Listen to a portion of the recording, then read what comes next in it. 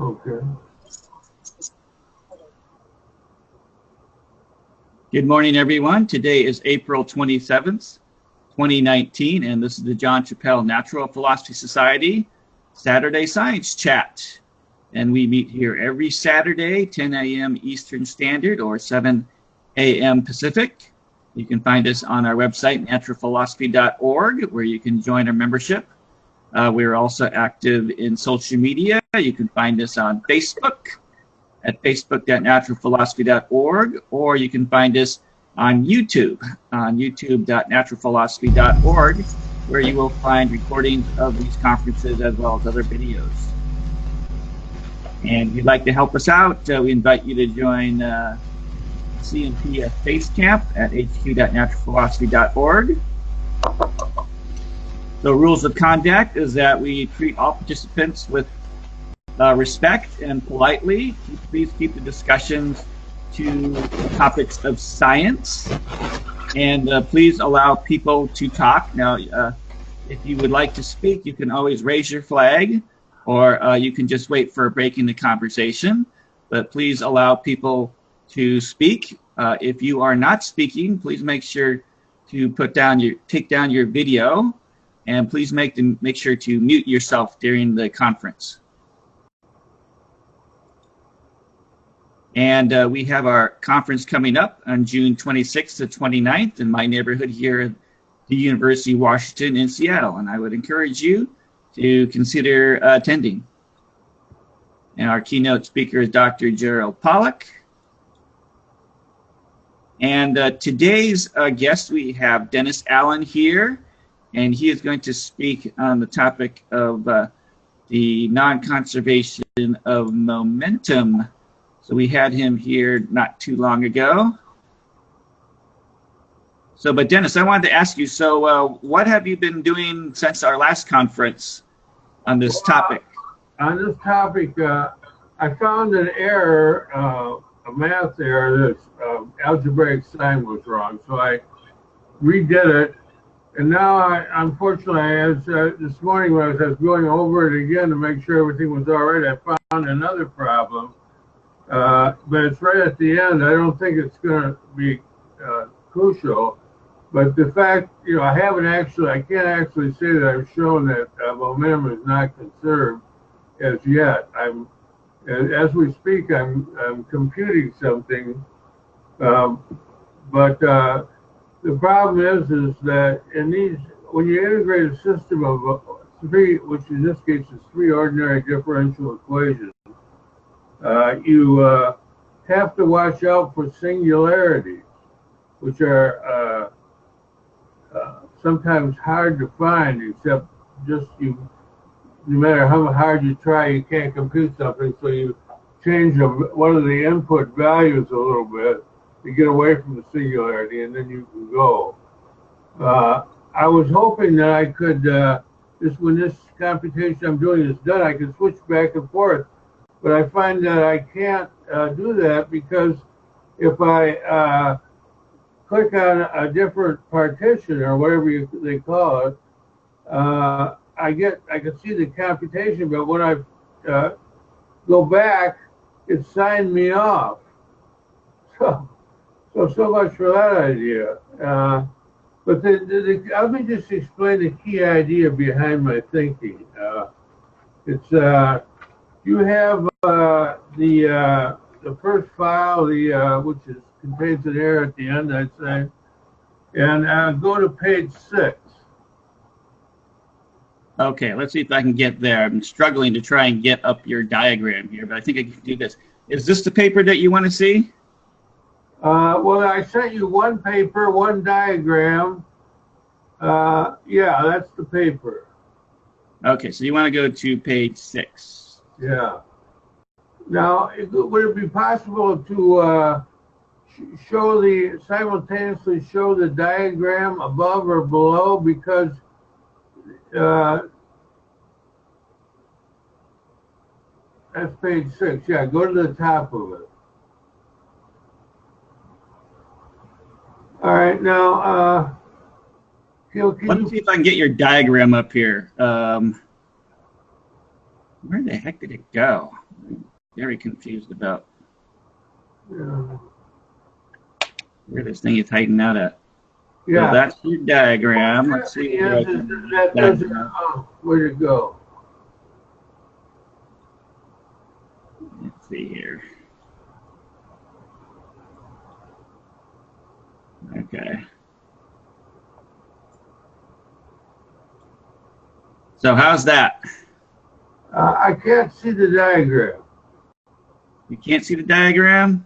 No, I can't. Okay, let me see here. Let's see if I can fix that.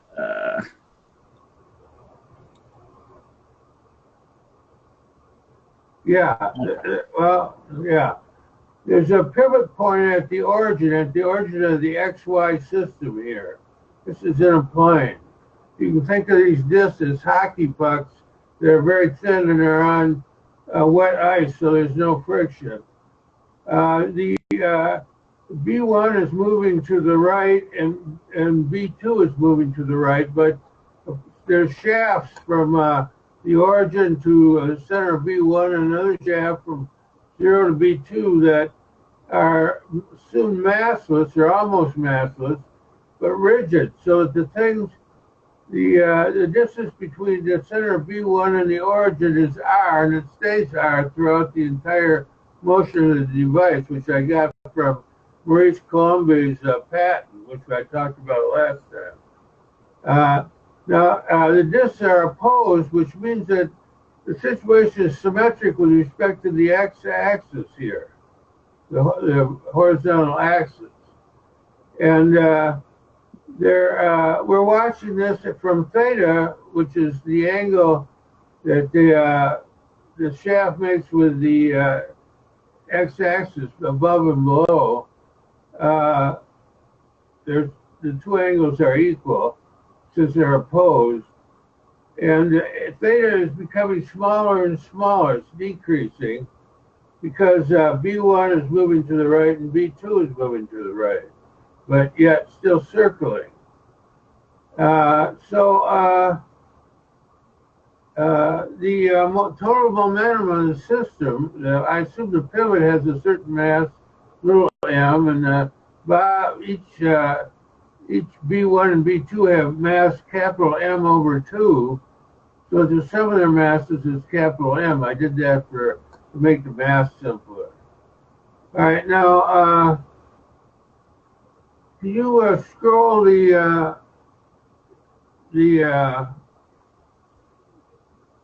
page 6 up a little bit? Yeah, okay. Now, this part is right. The mistake occurred later on. Now, just above some force vectors. All right. So the thing is this: if you should deliver a very small pulse of force, the vector, think of it as a tiny vector whose tail is at the origin and which lies then along the positive x-axis, just a tap, in other words, a pulse of force. Now, if theta is 90 degrees, the pulse of force will only meet inertial resistance from the pivot point mass, small m, because the other two, the shafts won't deliver any force to the other two, since then the B1 is on the center. B1 is on the upper y-axis and B2 is on the lower, so that there won't be any resistance from B1 or B2. On the other hand, if theta were 0, so that the two were lined up, of course they would overlap, but I could really deal with 2 point masses here, but for illustration, I drew them as discs. If theta is 0, then if you tap the thing in the x direction, so that the force is in the positive x direction, it would meet not only the inertial resistance of small m, but also of each of capital M over 2, which will then sum to M. So in other words, the force, if you take if you assume that the XY system is a non-inertial system in that it may be moving in the X direction, the origin, parallel to the X-axis, then it depends on the angle, how much resistance the system, the device will resist the force. I should say I'm thinking of Newton's mechanics as force and resistance to force, which we call inertia. And inertial mass is a quantization of inertia. So, and in general, you can see that what you would get for each one of B1 and B2 would be the resistance for arbitrary angle theta between 0 and 90 would be little m times the acceleration of the pivot point to the right, plus capital M over 2 times cosine theta for each of B1 and B2. So it will be little m plus capital M cosine theta. So it depends on theta. If theta is 0, cosine theta of 0 is 1. And that's what we said. If B1 and B2 are lined up on the x-axis, you would get M plus capital M. And if theta is equal to 90, then cosine 90 is 0. So you just get little m plus capital M cosine theta would then be little m. So this matches up. So the but here we have then an inertia little m plus capital M cosine theta, which is time dependent. Since theta depends on time, these things are rotating. So you know in rockets you don't use F equals ma anymore. You use F as the time derivative of the momentum, which is what Newton initially came up with. Everyone thinks of F equals ma, but in a rocket, since the propellant burn subtracts from the mass of the rocket, you have to use F equals ma plus dm dt times v. So in other words, now I should point out that this is right, even though it's right out of Newton's thinking, runs counter to what is currently accepted in Newtonian mechanics. If you have, according to St. John Griffith's edition 2, or Cornelius Lanzo's edition 4, you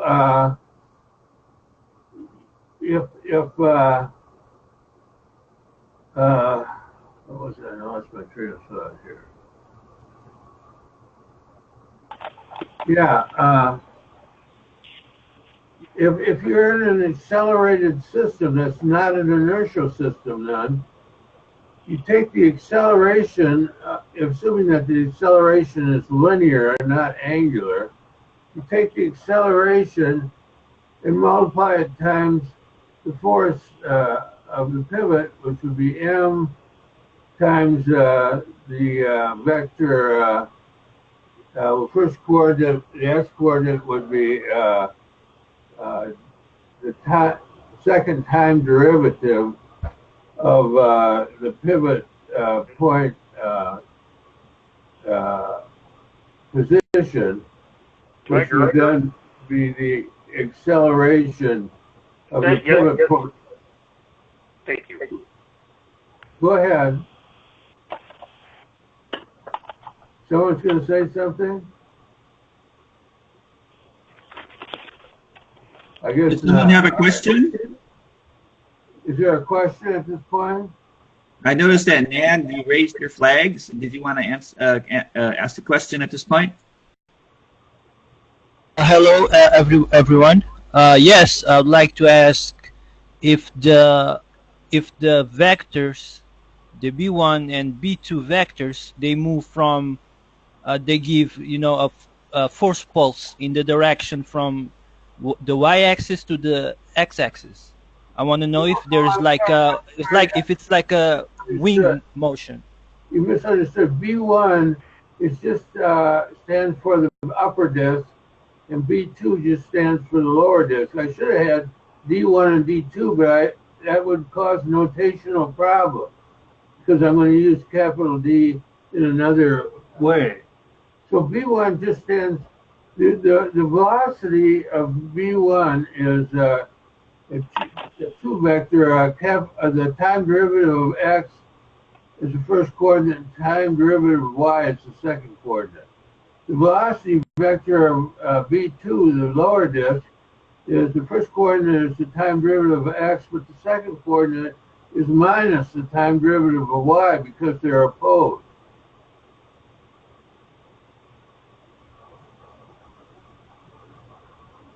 Does that help?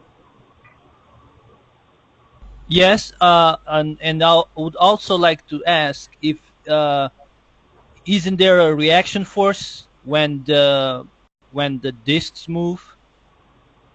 The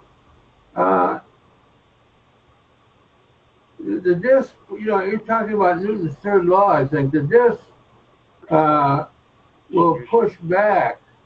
In fact, the whole system will react by inertia. However, that's a passive force. The inertia doesn't, although in theory it pushes back, it actually, well, let me put it this way. If you tapped it with a hammer to give it a tiny pulse of force on the x-axis, the hammer would rebound. Maybe that's the best way to put it. So there is a reaction in that sense. And the system still goes forward. Well, yes. If you push against a system, it pushes back, but yet it still moves according to its inertia, inversely proportional to its acceleration. Well, it's here again. We're using F, not F equals ma, but F is equal to ma plus d mdtv. So the inertial system is kind of complicated. But if it was just F equals ma, then the acceleration would be inversely proportional to the tap, as resulting of the tap. The acceleration would be inversely proportional to the inertia. But as I say, we got variable inertia here, so we have to be careful. It's slightly more complicated. Well, it's quite a bit more complicated. But go ahead. That is because the disks are rotating, right? They're rotating and they're translating, both, because the pivot point is moving to the right in general. Not at t equals 0, but in general. I see. I've seen experiments that are kind of like your device, where if you, for example, if you're standing on a scale and you move your forearm back and forth, pointing up or at 45 degrees, for example, you can see that if you move your forearm very quickly, you can see that the weight on the scale decreases. There isn't, for example, an increase in your weight in the force towards the scale, but on the contrary, you see that there's a decrease in your weight when you move your forearm standing on a scale. Yeah. However, what we're doing here is we're trying to determine the correct inertia for this problem. As I say, both Cinch and Griffith and Cornelius Lanza say that if you have an accelerated system, you just simply, there's no cosine theta. You just have little m plus capital M over 2 plus another capital M over 2, which is m plus capital M. And then you change the sign and multiply it times the acceleration of the pivot point along the x-axis, and make that correction, and then that's it. You just go, and there's no cosine theta. And that's, of course, a mathematical result, strictly. There's not much physics to it. If you're in an accelerated system that's linearly accelerated, not angular, and if you do this little song and dance that I just mentioned by Simpson, Griffiths, and Cornelius Lanzos, then that's equivalent to what Jim Casey did. We've already got so much on the screen, I don't know that we can put that on the screen, but one of the things I hope Franklin will make it available is a 3-page result by Jim Casey, professor of mechanical engineering at UC Berkeley, that just uses a non-accelerated system, but if you use this accelerated system and use the correction I just mentioned by Simpson, Griffiths, and Cornelius Lanzos, you get the same answer because you just subtract off the acceleration and on fictional forces to take care of that, and so it's just a mathematical result. Now, it occurred to me that the way to handle this would be to look at probability theory. When are two events independent? Why do I care about independence? Because to say that there's a cosine theta in there means there's actually some kind of a dependence in the system. And so that's why you need that cosine theta. Now, if it's independent, in probability theory, two events are independent if they, if the joint probability of their occurrence is simply the mathematical product of their single probabilities. Otherwise, they're dependent. If you don't get the if you don't get the right answer by multiplying their individual properties probabilities, then there's a dependence there. Well, in the same way here, there's a dependence. It's this cosine theta is the dependence, and since this dependence is, as I say, time variable, it's a non-trivial function of time, you have to add on the, not only f equals ma, but add on dm dt plus v. And just that would be the case where you had two events that were dependent. You couldn't just do a quick math multiplication. You'd have to delve into just what the dependence was. And so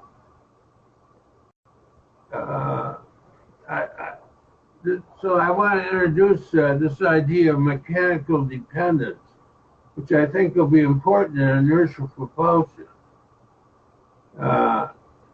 However, it's not an easy, just like in probability theory, figuring out the joint probability of two dependent events is almost always a hard way to go. But if you want the right answer, that's what you've got to do. Now let me explain just where the error occurred here in this version. So it's right at the end, and I must have been in a hurry or something, and Oh yeah, page 11. Turn to page 11, will you, Franklin?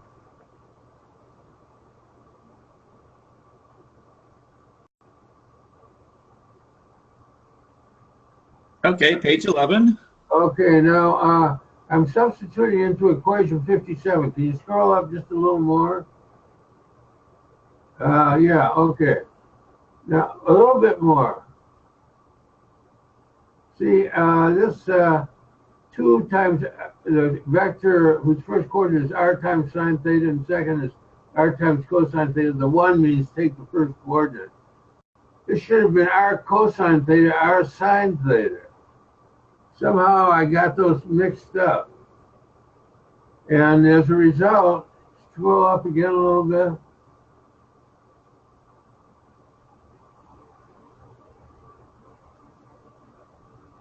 Go ahead. All right, now then I got this equation 59. However, in actual fact, this 59 turns out to be 0 equals 0. It was the fact that I switched those 2 coordinates. So I had to adopt a slightly different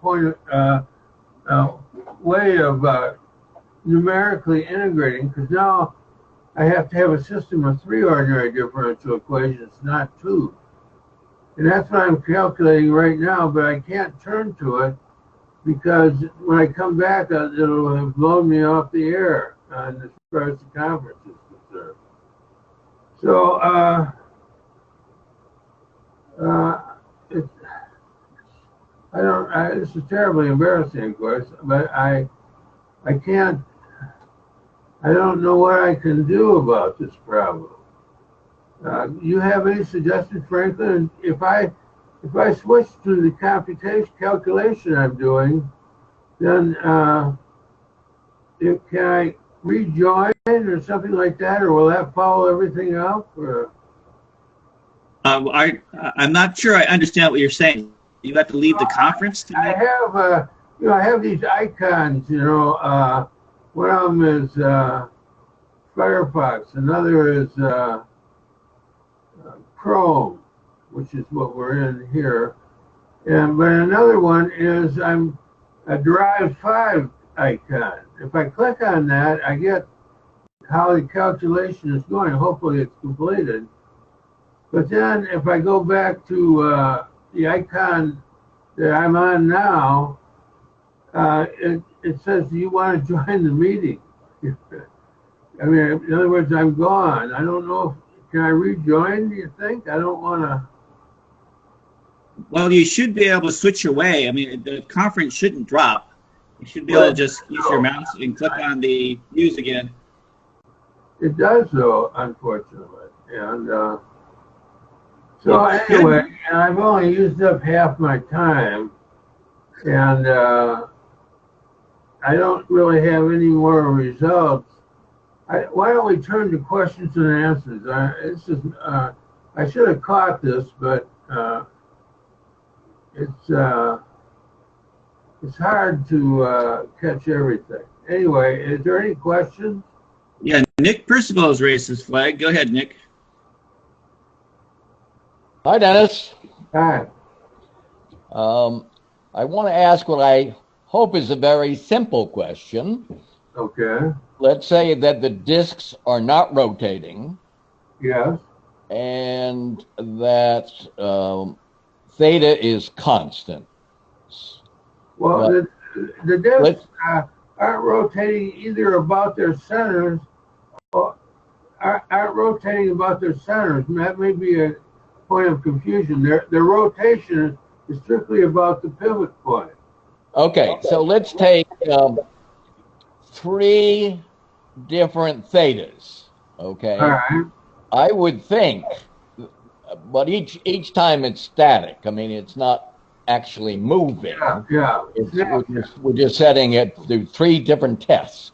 Yeah. I would think that since the force you're applying is purely down the x-axis, that the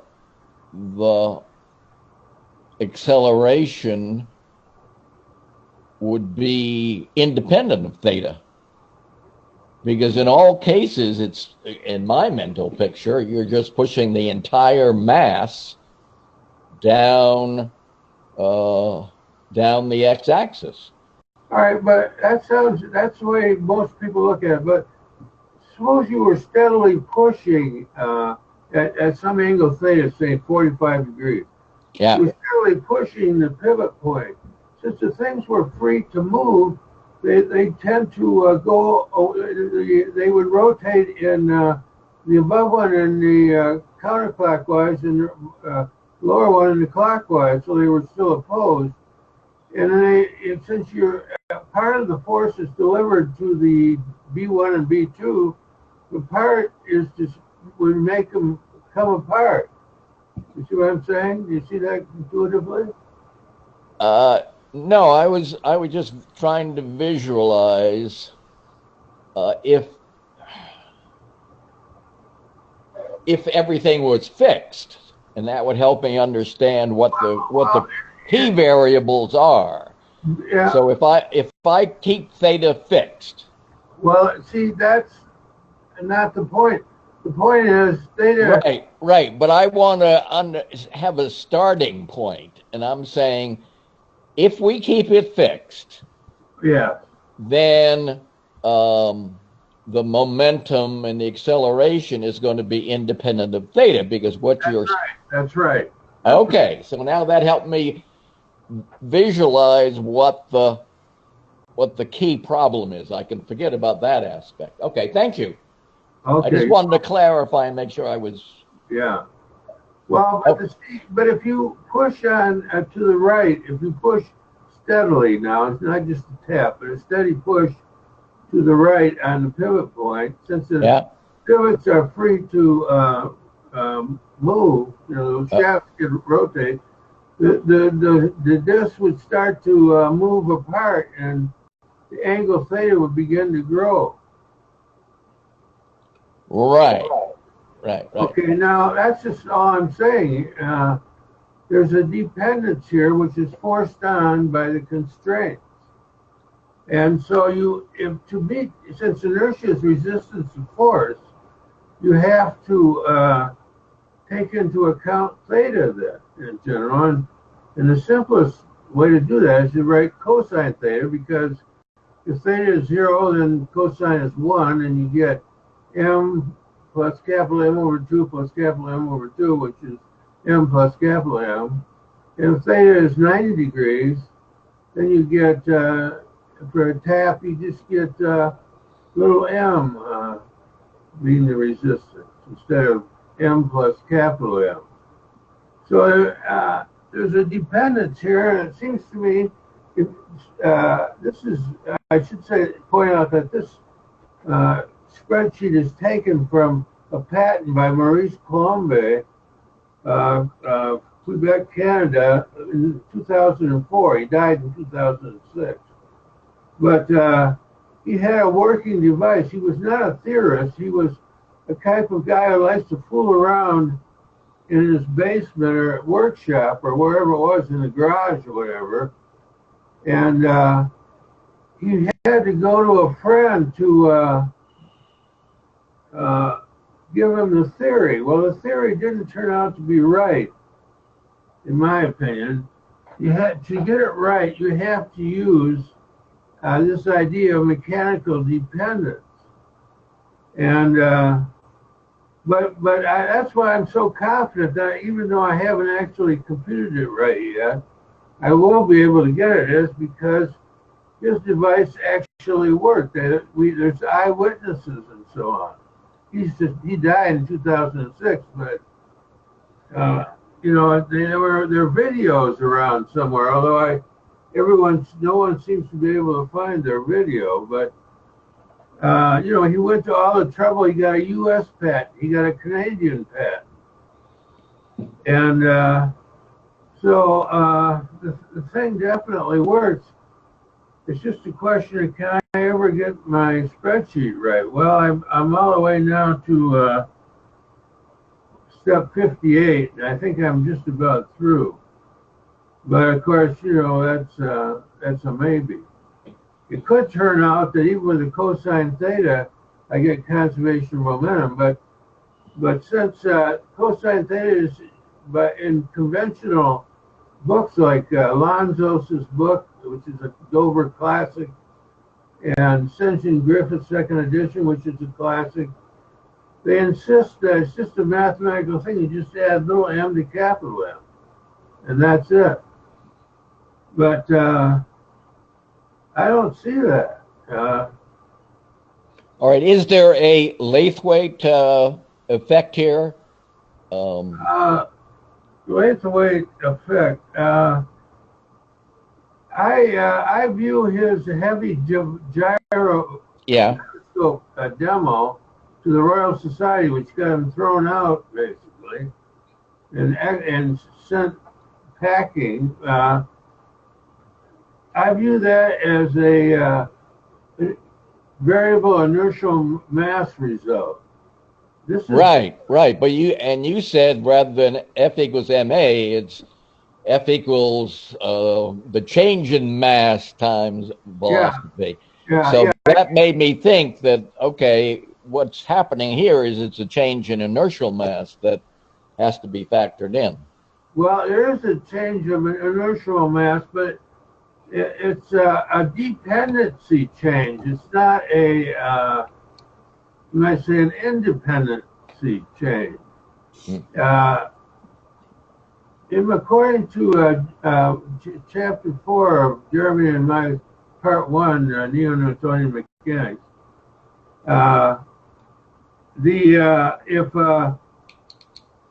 if a particle mass experiences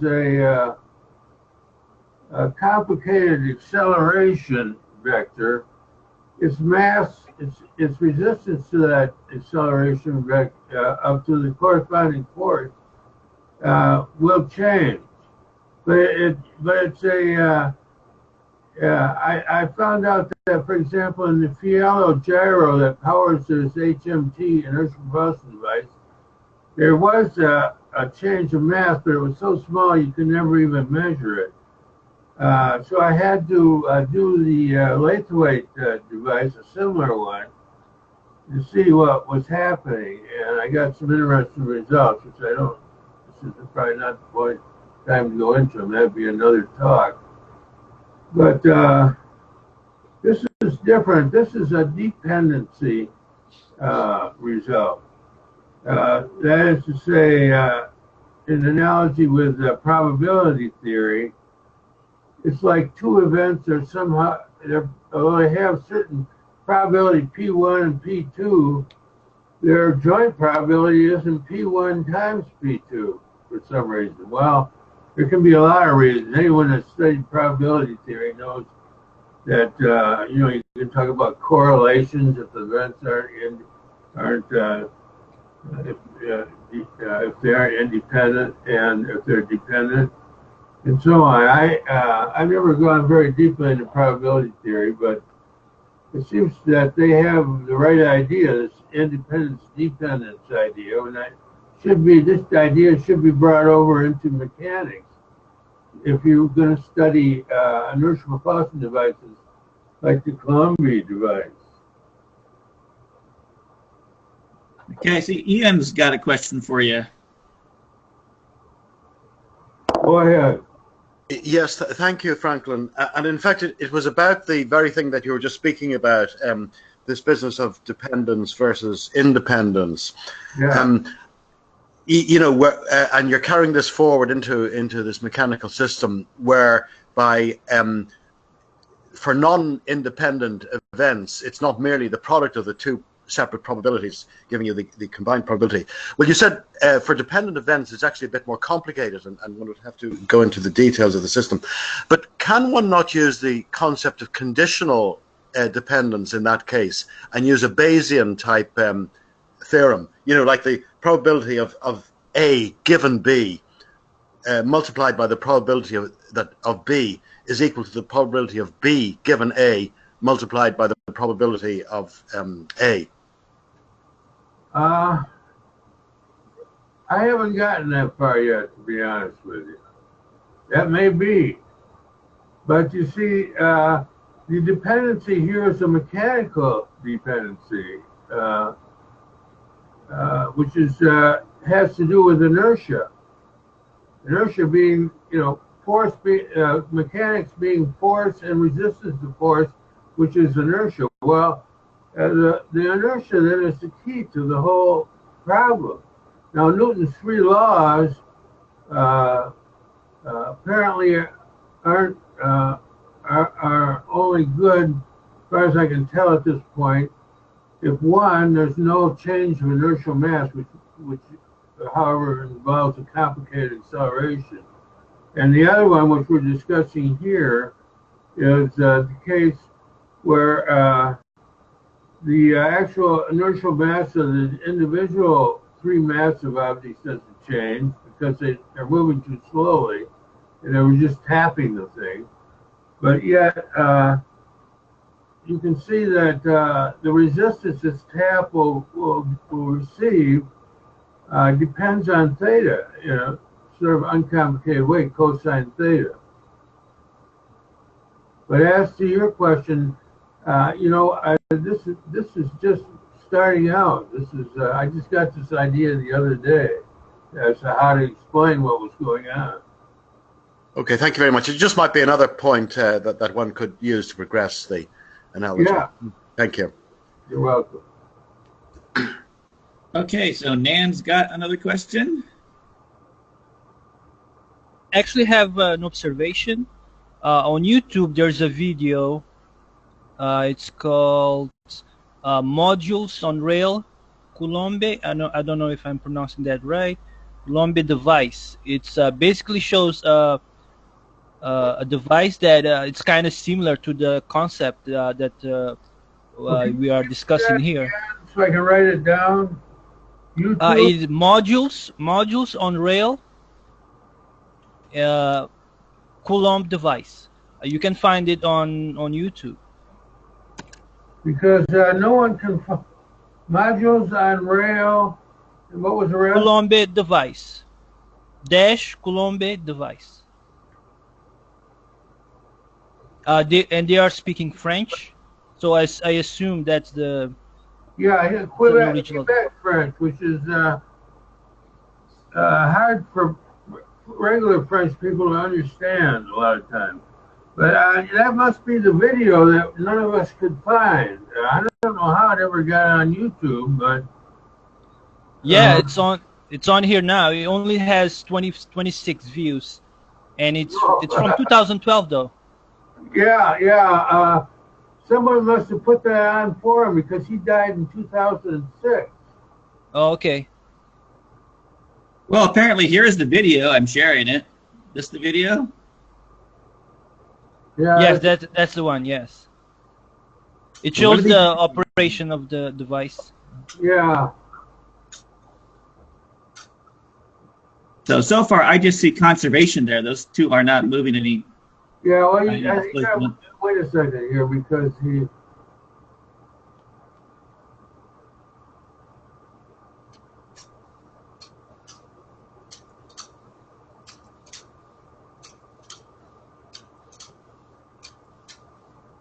So that is moving a little bit towards the right. Yeah, that's it. I guess. Oh golly, I should have looked on YouTube. I'm not very computer savvy, as you can tell. This is what you're talking about. You get a net displacement. Yeah. See, the two arms are moving from they're vertical and horizontal, vertical up and down, and then they move to 45 and 45. So theta is going from 90 to 45.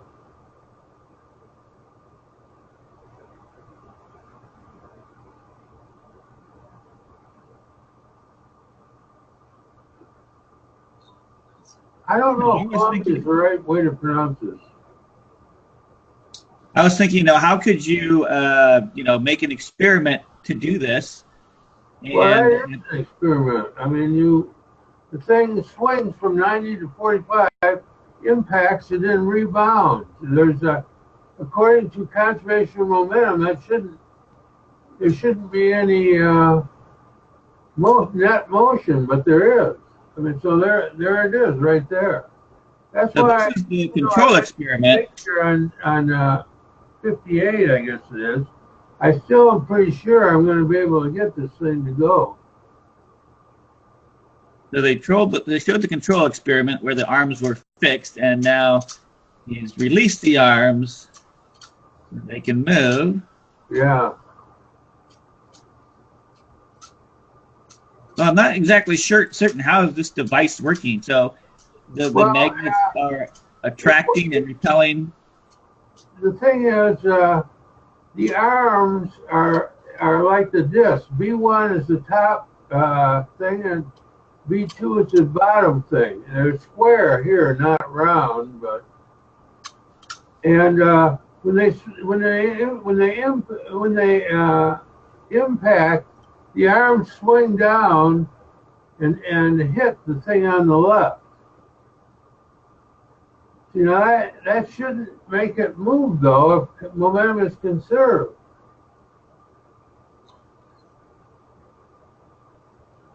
All right, Bill, looks like you got a question. I have an observation that may be relevant to this conversation.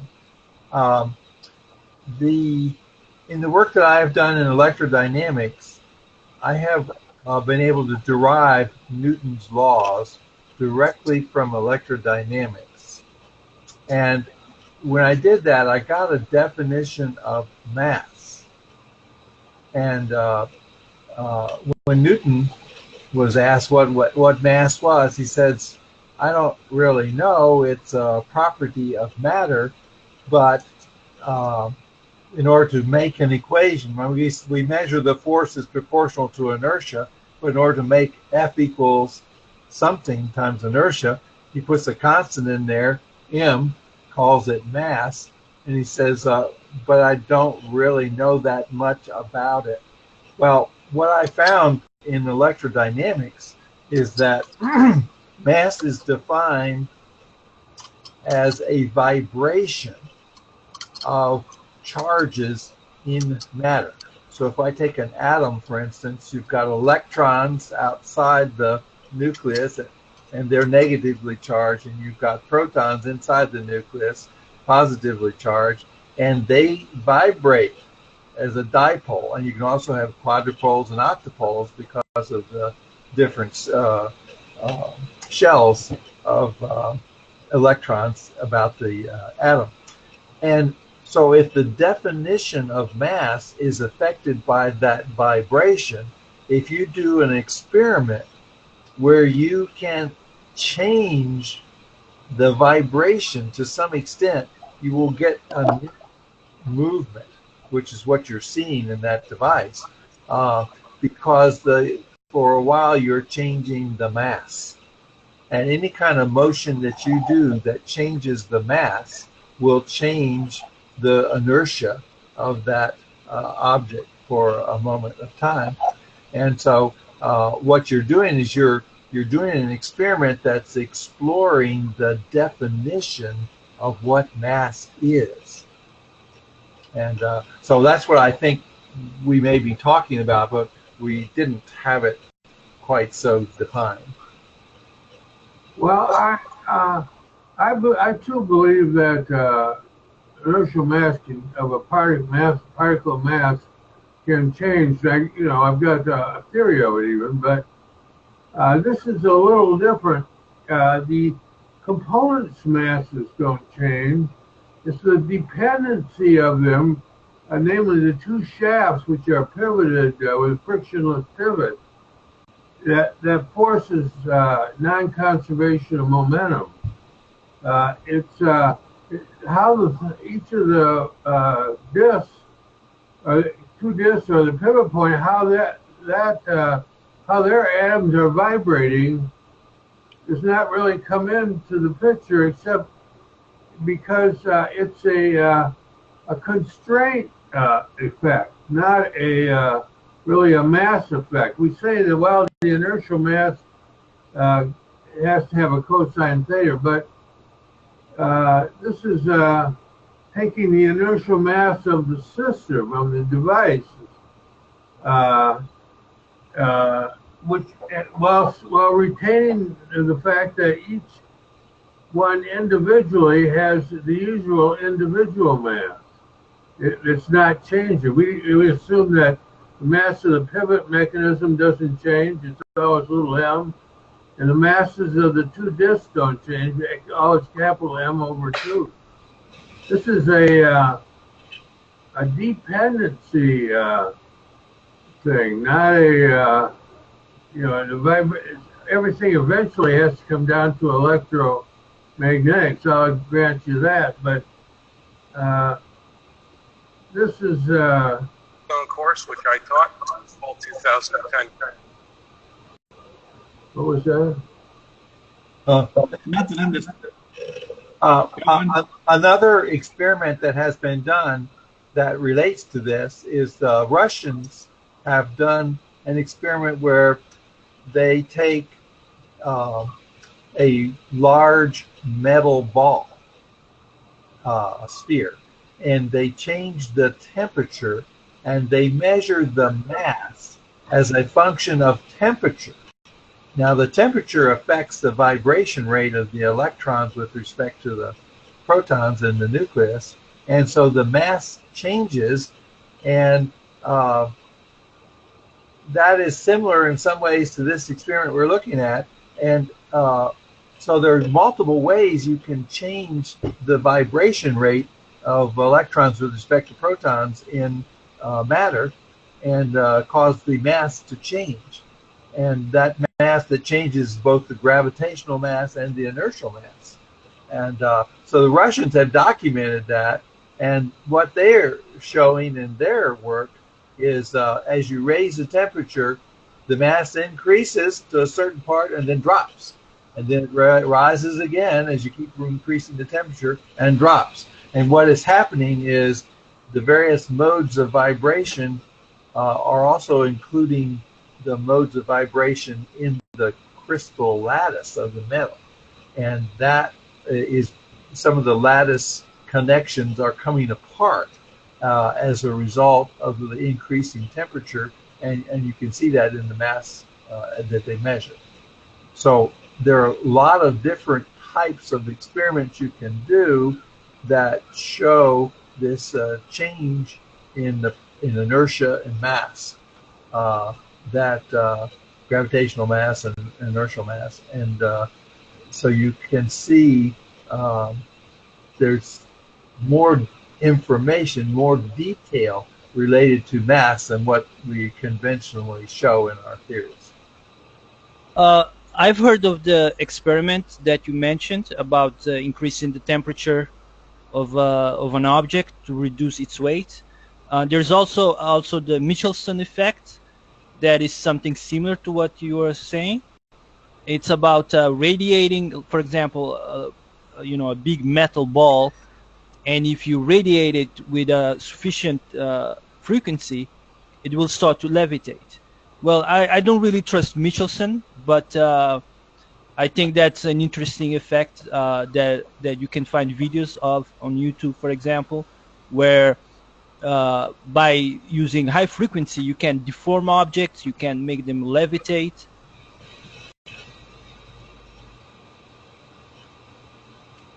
Is that the Hutchinson effect?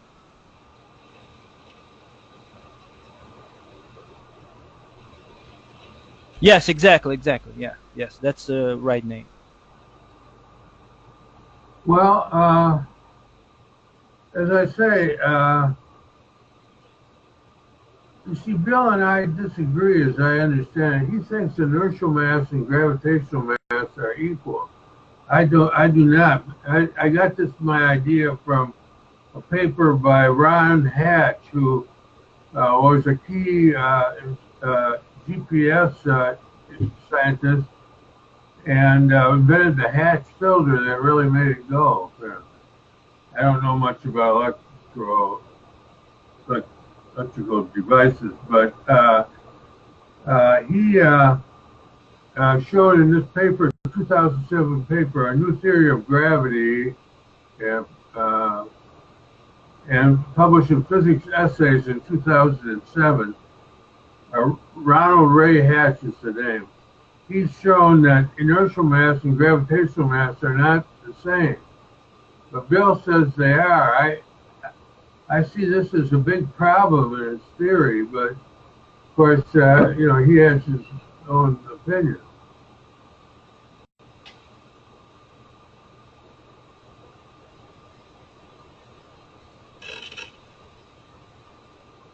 Sir, I don't know if you have heard of the.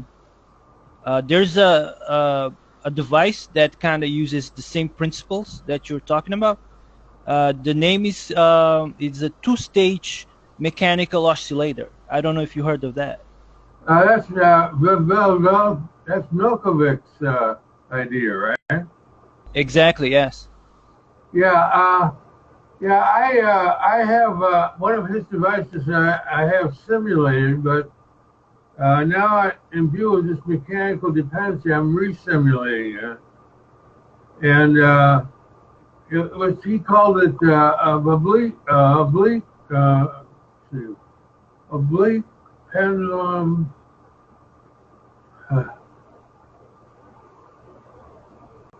driven cart, oblique pendulum driven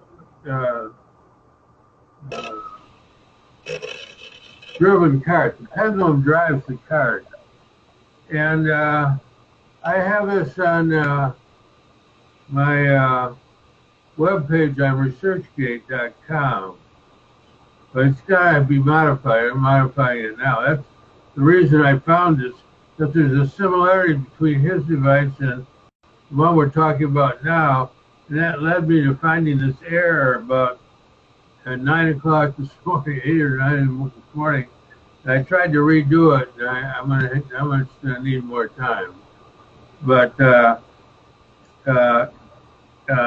I think that Milkovic's cart, the one we're talking about, the oblique pendulum-driven cart, is also a momentum non-conservation device.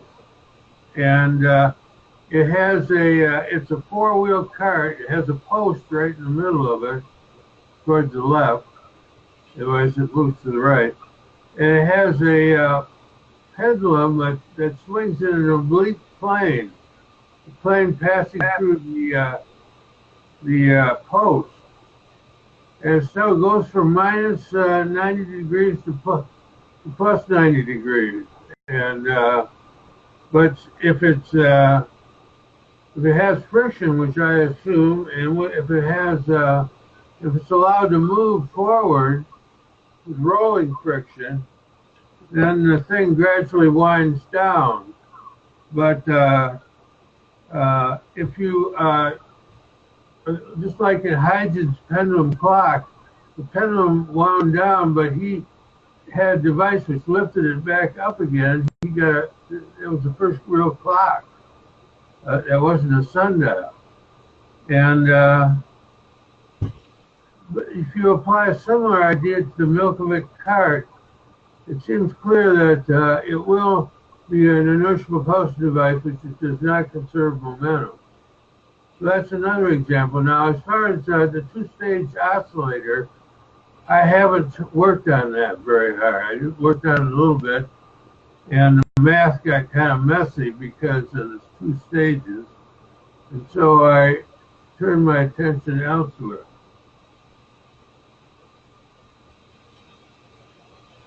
Has anyone mentioned the Cook devices? What? Cook, C-O-O-K, inertial devices? No, I don't believe I've ever heard of that. I'm sorry to say. Yeah, he has a patent on inertial propulsion. He seems to rotate on a lever arm some kind of masses, and the path of that motion, he claims, gives a forward direction as these things are rotating. Cook, C-O-O-K. Yeah. I think his first name is Robert. Robert? Is he on YouTube as well?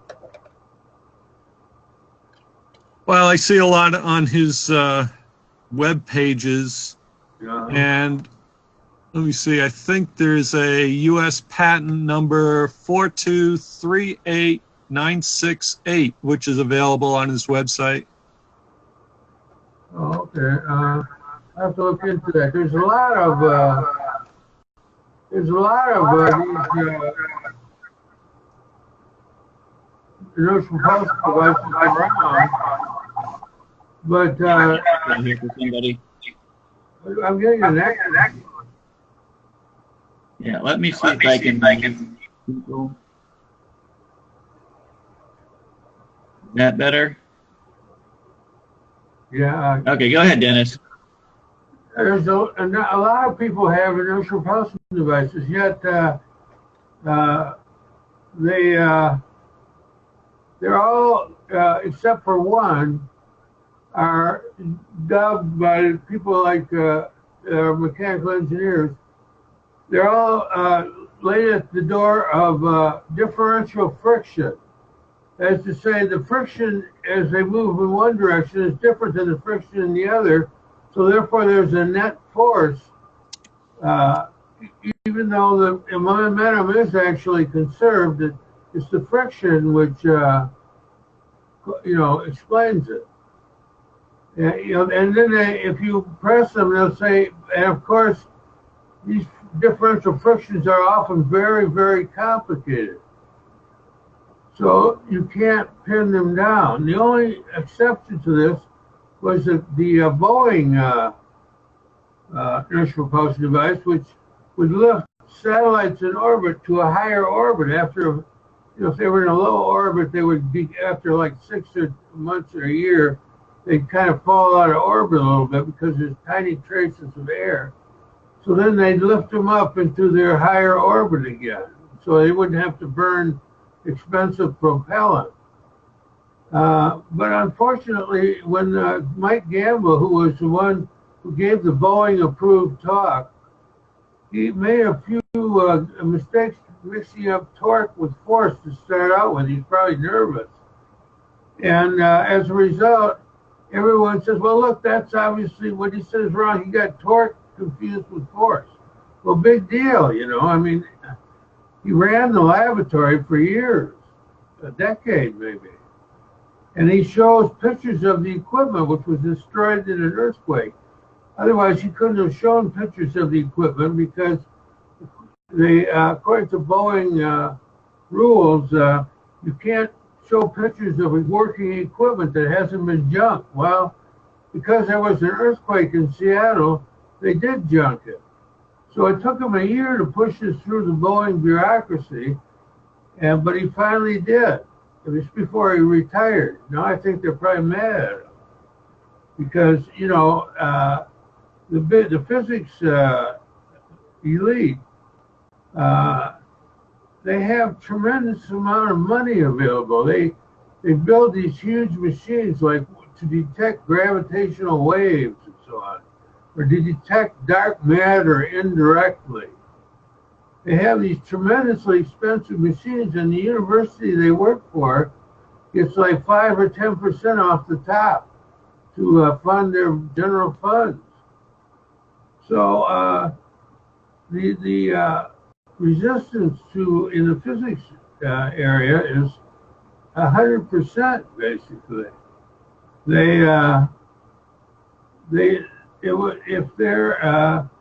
If there was inertial propulsion, for example, then inertial mass would not equal gravitational mass. But that's the main assumption of general relativity, is that gravitational mass and inertial mass are the same. That's the equivalent principle in the elevator experiment. So you're fighting huge amounts of money and the power that they bring to the people that get that money in. But those grants might not be renewed year after year if it turns out that mechanics itself is flawed, seriously, not, to the super high accuracy, but to low, to low accuracy, then it would upset their apple cart. So you can't. I found a certain amount of futility in this. You're trying to convince people that they should throw all their money away, so to speak. And there's lots of it too. Those grants are huge. For example, I have a paper on a book actually based on a paper by Martin Spears, who died just before he could finish up. And his paper was published by his daughter, who's economics professor at the University of Minnesota or some university in the Midwest. And so I wrote a book finishing it up. It's mainly Spears' work. And so I called the book Foundation of Neo-Spearsian Gravitational Theory. And this runs counter to general relativity. Now, general relativity can't be right because it assumes inertial and gravitational mass are the same, and they're not. But nevertheless, they have these tremendously expensive machines all over the world to detect gravitational waves, which can't really exist as far as their detectors depend critically on the gravitational equations of general relativity, which show that their gravitational waves are tensor waves, not vector waves. Tensor meaning that it's in analogy with seismology. There's tensor seismic waves and there's vector seismic waves. The tensor ones twist the rock. There's a twisting motion, and the vector ones are compression. In the same way, general relativity waves are tensor waves. But what's the chance that if my theory which is an electrostatic theory of gravity, is correct, you would expect vector waves, not tensor waves. So how in the world can they be supposedly detecting tensor waves? Well, I mean, I suppose it's conceivable that they could, but much more likely, in my opinion, that there's some funny business going on with that data they're producing. And why would they do a thing like that? Well, for example, they might reason that, people are getting tired of waiting for us to detect gravitational waves, and especially in Europe, where a lot of the countries are going broke, such as Greece, for example, and now in France, there's riots all the time against the President Macron, I guess it's pronounced, because they're taxing everybody for all these expensive projects, and people are having trouble paying their bills. So they might well reason, well, if we better get some results here if we're to keep our funds going. I mean, I'm very suspicious of this data that the gravitational wave people have produced. If on ResearchGate, there's a big question about whether these gravitational waves actually have been detected or not. And a lot of people are weighed in against it. But, the money is, if you want your grant to be renewed, you better get on board with the gravitational wave people. Sad to say. I think they are misleading us because there's lots of proof, lots of evidence out there about about new physics, about for example the physics that Huygens came up with that was before Newton. So his laws of motion are much more comprehensive than Newton's laws, and basically, for example, in my case, I love to use his maths, his concepts, and he says that, for example, the centrifugal force that Newtonians are trying to discredit as a real force is very important in inertial devices like the one that you're showing. Let me make a note of that. What am I doing with my pencil? What's the name again? How do you spell that? Huygens, Huygens, Huygens. He was, I think he was the real Newton, because he was the one that discovered, the laws of motion.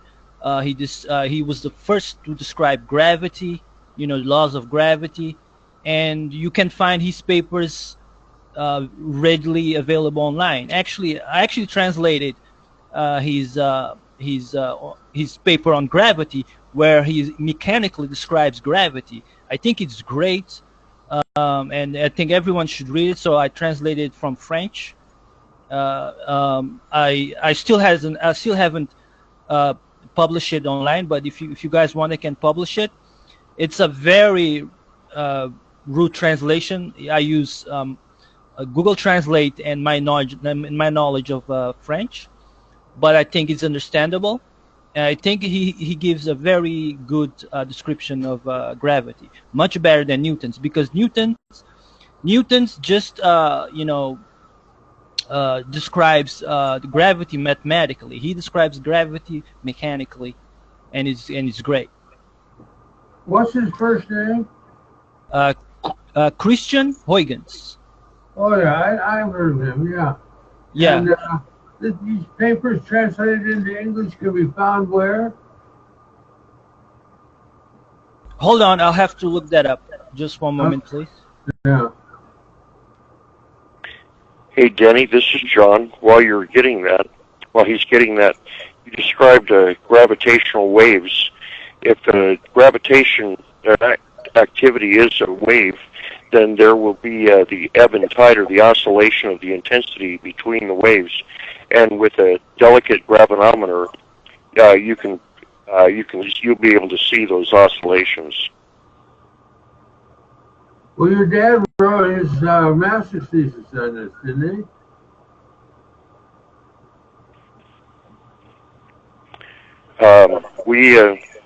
We've just about finished one such delicate gravitometer.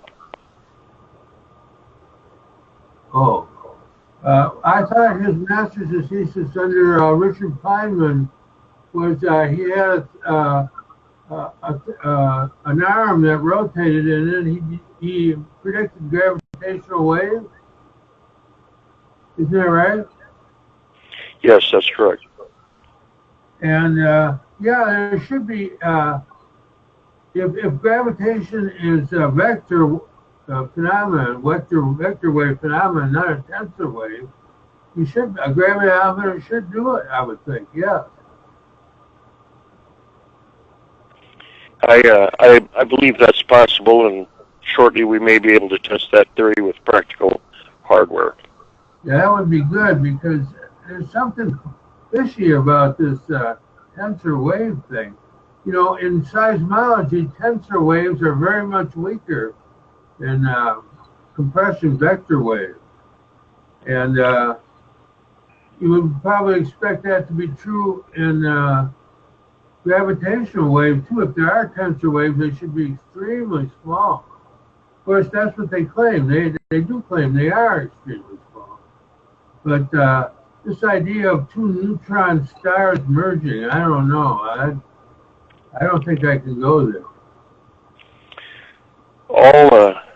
All 7 of the original closed patents on gravitometers have Harvey's name on it, and but they date back to the 50s, and that's the. But to detect the oscillations and frequencies like in radio frequency, an old Simpson 395 meter isn't going to get it. You need something that's got a little more delicate sensitivity. Well, Harvey, we've come up with a way to have a significantly more delicate gravitometer. Oh. Got it.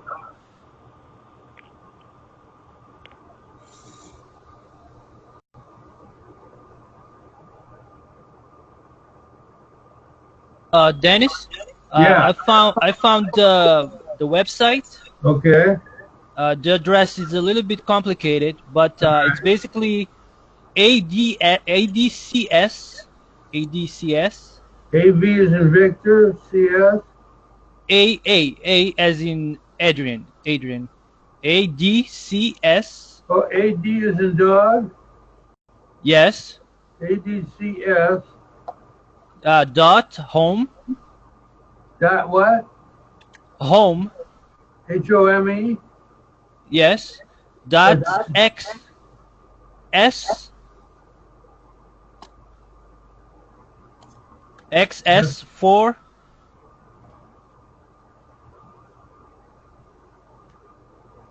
Yes. XS4 ALL dot NL. All right, I'm going to repeat this. ADCS. Is that all caps? ADCS dot home dot XS4 ALL dot NL. And then dash HUYGENS as in Huygens.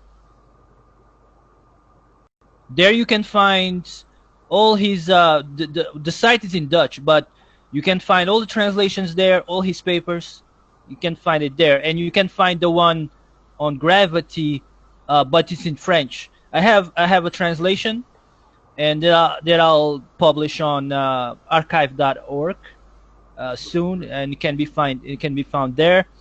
And also he has some translations on centrifugal force, on his clock, because he was the first to discover the secrets of the pendulum. He was the first to he's the inventor of the pendulum clock. And yeah, you can find all his papers on that Dutch site. I see. Now, are these letters that you mentioned all capital letters, or are some lowercase? They are all lowercase. Can you put that link in the chat? Okay, I'll do that. Because then I can bring it up on the website here, but that's just way too long and complicated to get that right. I'm not sure how to do that though. In your bottom of your screen, there's going to be a couple of some icons in the bottom. Yes. Okay, I think I see it. And yeah, so you click on chat. Let's see, we got some comments in the chat here today. We got some comments from Albert. I think someone already posted it. Oh, yeah, looks like Cornelius already posted it. So let's go take a look. So there's his website there. I don't see it on my screen. Let's see. Let me go share again here. And get back to here. Okay. So there's his website.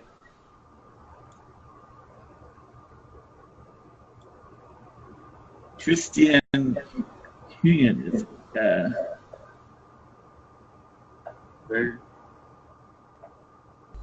You can basically find all his papers there.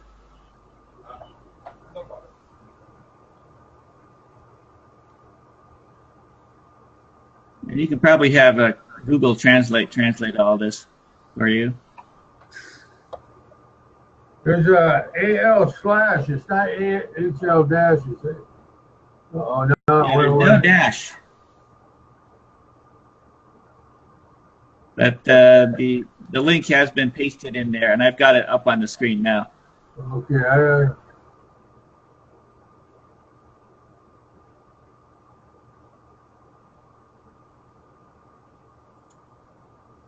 Well, there's lots. I've been scrolling through YouTube that you guys have been talking there, looking for non-conservation momentum. It seems that most of the videos are about conservation of momentum. Very, very few on the non-conservation of momentum. Although I did run into one of my own videos as I was scrolling through, because I've done some work on testing the conservation of angular momentum.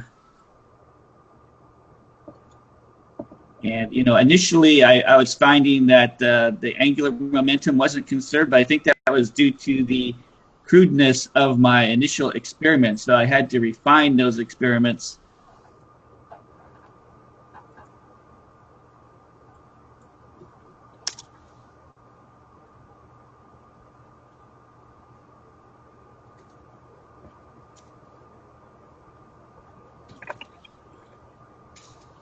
When dealing with active mass in a Newtonian environment with the angular velocity of a rotor, the perception or non-perception of conservation of momentum sometimes is lost in the equation where the output vector is 90 degrees in the direction of rotation of the input vector for the angular velocity. So hence the angular momentum tracks with that. And when you follow that in natural precession, which is called gravitational precession, there's many other words for it, but however you slice it, it's still forced precession, except that this is a gravitational vector that's providing that forced precession. When you add an additional force to it, those forces, the 90 ends up summing with the center of rotation on the x-axis, which to someone that's doing the math externally, that would appear to be a complete non-conservation of momentum, when in actuality the forces are completely describable in Newtonian physics, and there isn't any, but we found a place to put it, and it's reacting against the forcing torque.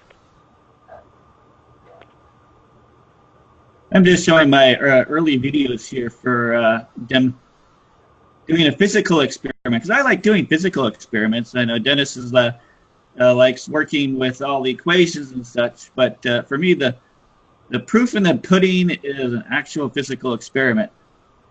So I had some experiments with using children's toys, basically, to create a spinning mechanism. I mean, it's kind of interesting that when you're trying to develop physical experiments, the kinds of things you can do. If you're not familiar with the idea of conservation of angular momentum, so that's basically the same principle that a skater uses, so that when she brings in her arms, she just spins much faster. And there's a specific formula for that if you bring in the radius, you half the radius, it causes the rotation, the spin to increase much greater than you think, something like 8 times or something like that. Yeah, and sorry about that. And Huygens explains that in a very intuitive way. Like, for example, in centrifugal force, if you decrease the circumference of the circle, the force, the centrifugal force is less than and if the circle is bigger. So he explains it in a very intuitive way. Well, intuition is one thing, but actually getting experiments to actually confirm the actual formula is something else. Because I guess you could explain it as being as a reduction in centrifugal force, but I actually don't think it is. But so I had my initial experiment there using that construction set. And let's see if I can find my other video, my improved video. Okay, so basically during that experiment, it did not look like the angular momentum was precisely conserved. It just didn't seem to be spinning fast enough to do that. But that could have been due to frictional effects in my device. So I had to invent a new device where frictional effects would be totally minimized. So here I've got a coat hanger and I've got 2 D batteries, and I reduced the circumference by just pulling down on a string.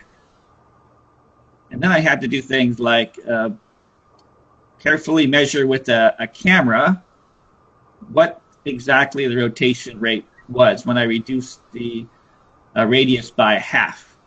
And actually, it's quite a remarkable effect. You can see it rotates relatively small, but when I reduce the radius by half, that thing is spinning around just very, very fast. Faster than you think it would be. If it's not the centrifugal force, what do you think it is? Well, I think it's a matter of, it's like the cross section that the batteries are slicing through.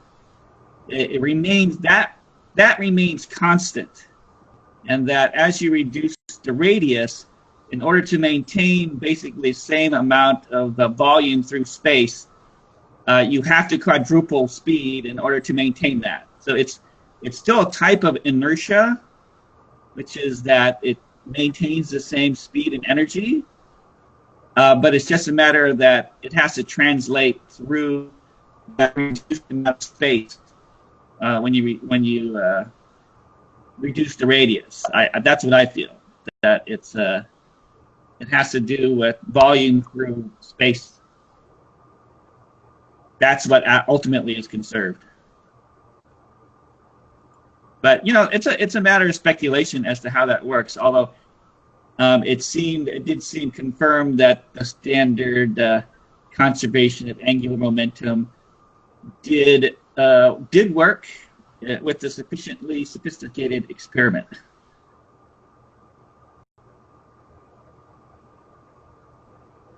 But I think it's probably more interesting on how you can, as dissident scientists, put together experiments to actually confirm things.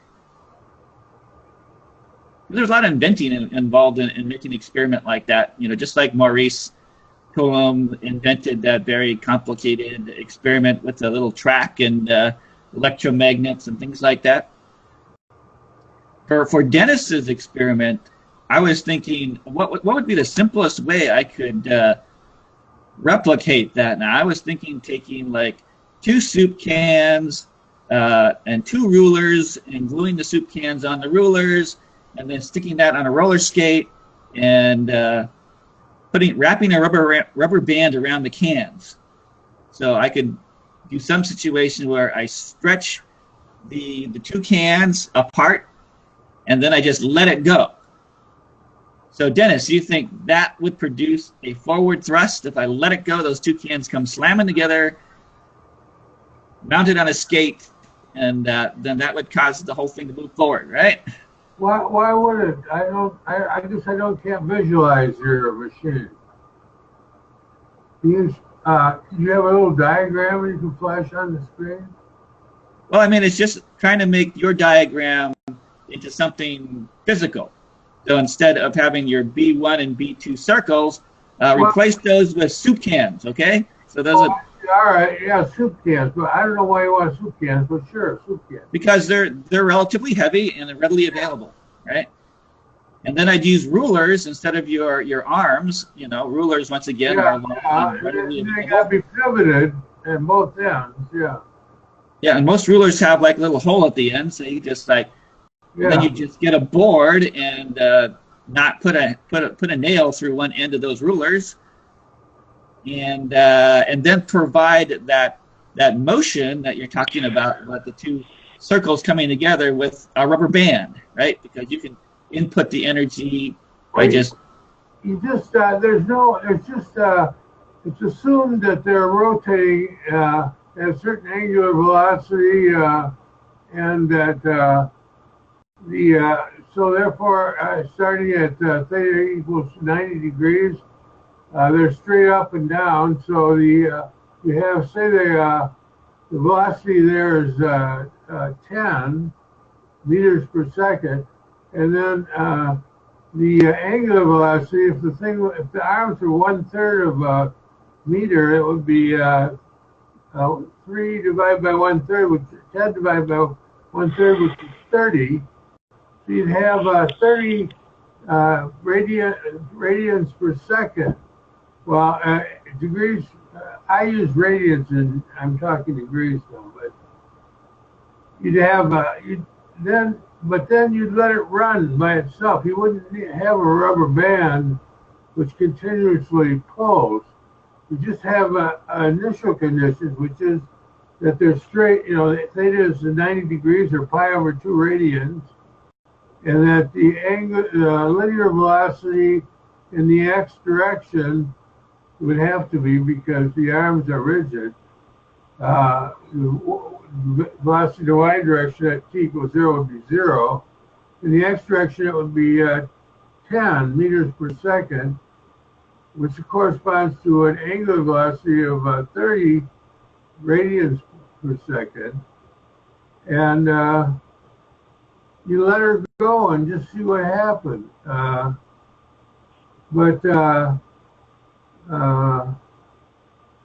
You might want to stop at theta equals 45 degrees, in line with the Columbia pattern, which is what I got my device from. It's not for myself. And measure the impact if there's a collision with something, the roller skate. When the angle reaches from 90 down to 45 degrees, you can measure the impact and compare it with the momentum to start with, which would be 10 times capital M plus the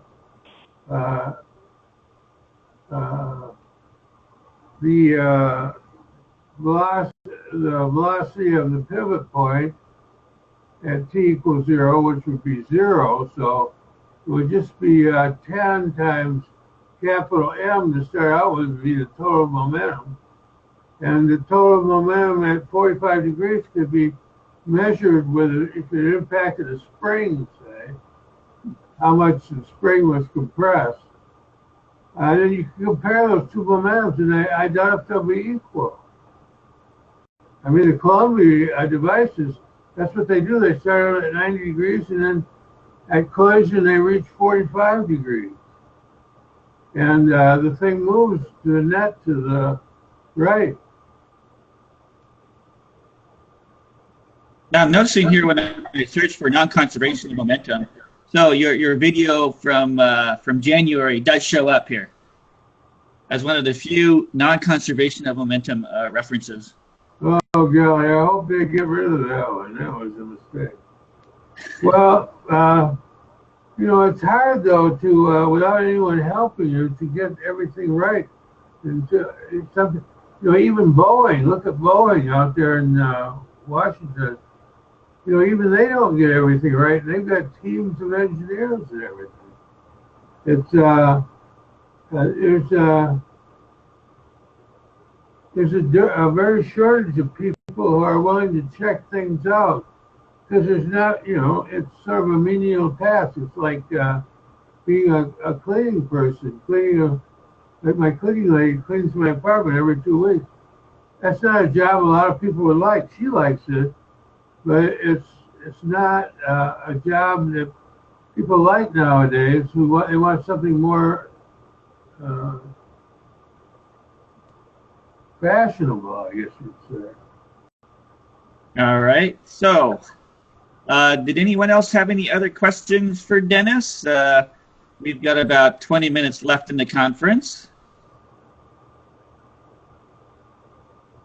Now, I did notice that Carl and Cornelius is here, and there has been some discussion. Maybe, Carl, you want to ask Cornelius some questions about his presentation from 2 weeks ago?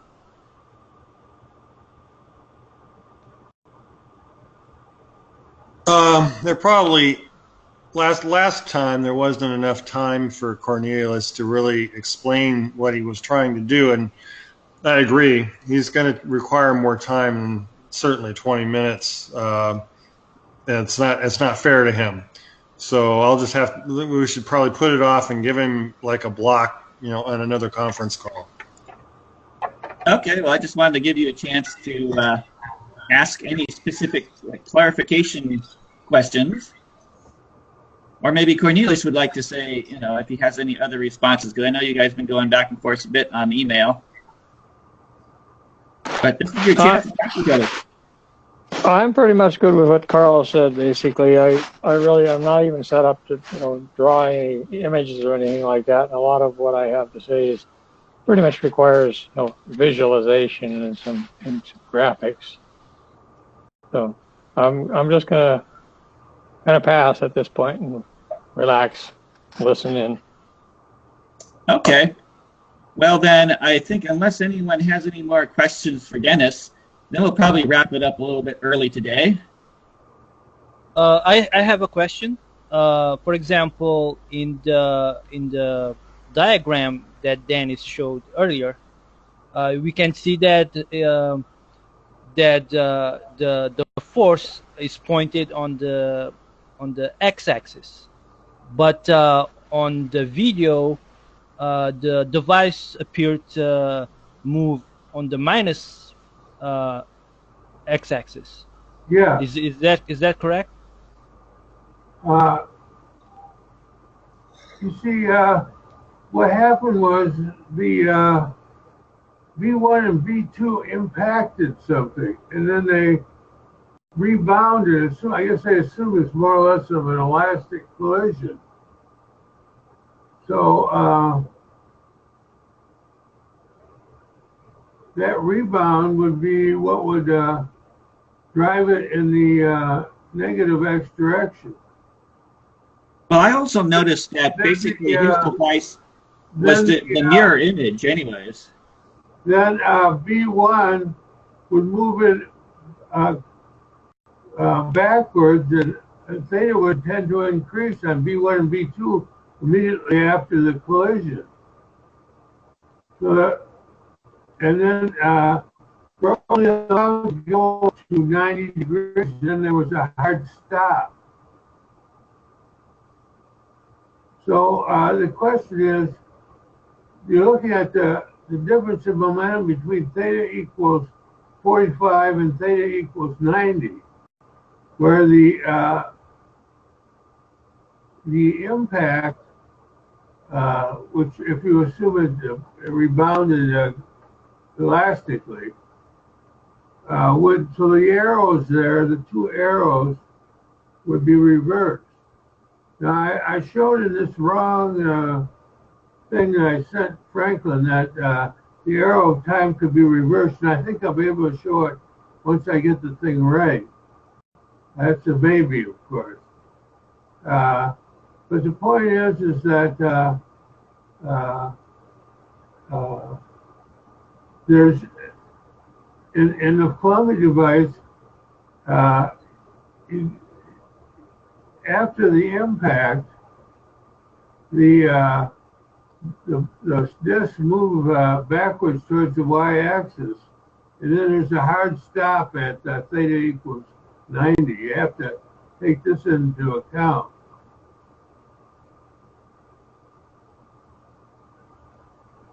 Well, my observation was that on the Coulomb experiment, it was actually attached to the axis on the right-hand side.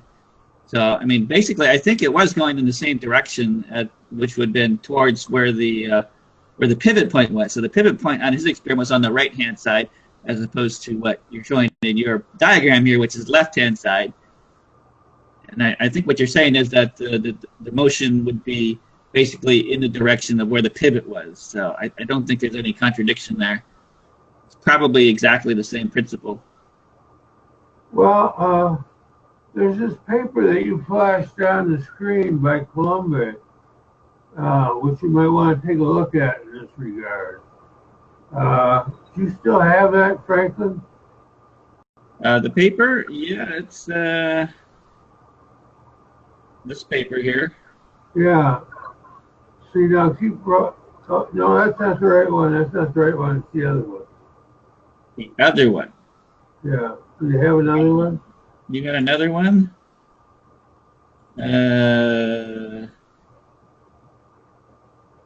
There's this one explaining neo. I think that's. And by the way, if anybody wants these papers, they can just email me. I can send it to you. FranklinWho@yahoo.com. No, this is not the one. Go back to the one before if you can. Well, I've got a couple of things here. There's the KC one, the diagram Rev 3, gravitational inertia, and the Maurice Coulomb law of conservation paper. Yeah, go down one to the paper just below the one you highlighted. No, bring that one up. I mean, that's this one. Yeah, this is the one. This is the one. Oh, let's see. I can't scroll. Keep going. Keep scrolling. So there's a diagram of that device. Yeah. Well. On the video. Yeah, there's a better one, but this one was. If you look at this, then you can get his basic ideas. His, as I understand it, his analysis is not right. But I don't think it's so much his analysis. He got some friends that, because he was a hardware person. His idea of a good day was when he could spend all day down in his basement or his workshop and build weird machines. He is not a theory man, and so this theory that he's got here is provided to him by some friends, and it's not really correct, but it's intuitive, and so you can get his basic idea. I would say once again, the proof is in the pudding. There, I don't trust math very much, but I do trust physical experiments. Yeah, the experiment is clear, but you have to try to explain it so that you can get a general theory. So, if you want to build a different machine, you don't have to build it and then hope that it works right. If you're building, for example, an automobile, you don't want to build the automobile and then I wonder if this thing is going to work or not. You have to be able to have a theory good enough to convince people that if you use that theory, then the automobile will probably run.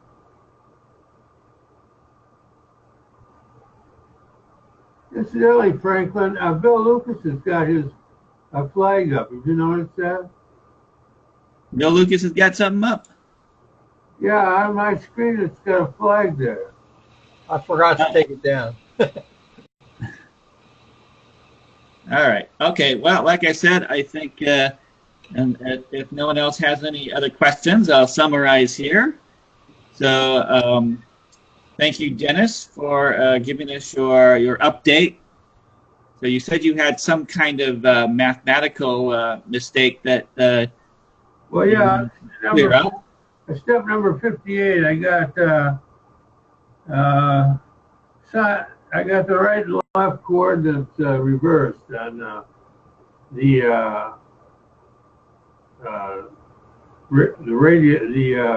position vector, which should have been r cosine theta, r sine theta, instead of r sine theta, r cosine theta, which gave me funny results. All right. Well, honestly, that's a lot of Greek to me, but glad you were able to clear that up. I was actually more fascinated that we were actually able to find the video from Maurice. Yeah, it's amazing. I asked, for example, a friend of his that helped him out, Andre Michel, who runs a scientific toy company and has a book on electromagnetic mechanics of elementary particles, second edition, which is not self-published, but it's by Scholars Press, a firm in Germany. And he also disagrees with conservation of momentum and energy. But on electromagnetic level, you see that on electromagnetic level, there's not this terrible resistance on the mechanical level. On the electromagnetic level, there's a guy by the name of Brady has a small team of people who are working on electromagnetic drive. Now, why don't they attack this as against momentum isn't conserved, therefore it has to be wrong? Well, because momentum in relativistic electrodynamics is not necessarily conserved. So they, they don't, everyone doesn't jump on them as being heretics, scientific heretics. And so they can, I guess they've tested it and everything. They have the name of Brady. I can't think of his first name. And it's from NASA. It's down in Texas somewhere, I think, that they're doing this. And the only problem is that these drives are extremely low accelerated force. They generate almost no force at all, but you can run them continuously, since you can get, in the solar system at least, you can get energy from the sun, and so you can keep the motor on, so to speak, all the way through the trip. But even at that, they move awfully slowly. But they have been able to avoid being attacked by the physics elite on the grounds that momentum is not conserved in relativistic electrodynamics, which has the Lorentz law of force, which I believe to be wrong. J.P. Wesley also, in his book Scientific Physics, claims that that's only a special case of a more general law. So now I've lost my train of thought. Yeah, you're talking about other alternative, so-called non-reactionless drives. I mean, theoretically, those work by, I don't know, propelling the ether, like a propeller might. So yeah, I kind of get around the conservation of anything. I've never been able to find an ether theory that I was happy with. Although I think with Newton, I think there must be an ether, all right, but I've never really found one that. I didn't say I don't think so. Bill has an ether theory, but we disagree in some important things. Like I think we disagree in that gravitational mass has to be inertial mass. That's wrong in my opinion. And also that he uses the Lorentz law of force, which I also think is in general not incorrect, although you can use it to do a lot of very practical things. So it's just, but the thing is, we need data. I think Bill would agree on this. We need data here, not theory. But you can't get any data, or at least it's very difficult, because they're so demanding. Everything is differential friction as far as they're concerned. There's no real inertial propulsion. And then Boeing announces in a Boeing-approved talk that their supervisor of this laboratory announces that they have it for satellites when there's no friction to speak of, so it couldn't be differential friction. And he makes some little mistake, mixes up torque with force in his talk, and that's it right there. We're not watching any more of this talk. We're sorry. That's it. Why are they like this? Because all their eggs are in one basket, and so they're very defensive of that basket. Although they're hired to advance science, they're actually better at retarding science, in my opinion. But, I'm not likely to convince a lot of people of that. But that's my opinion. Yes, I agree that as Machiavelli said, don't explicate, demonstrate if you want people to pay attention.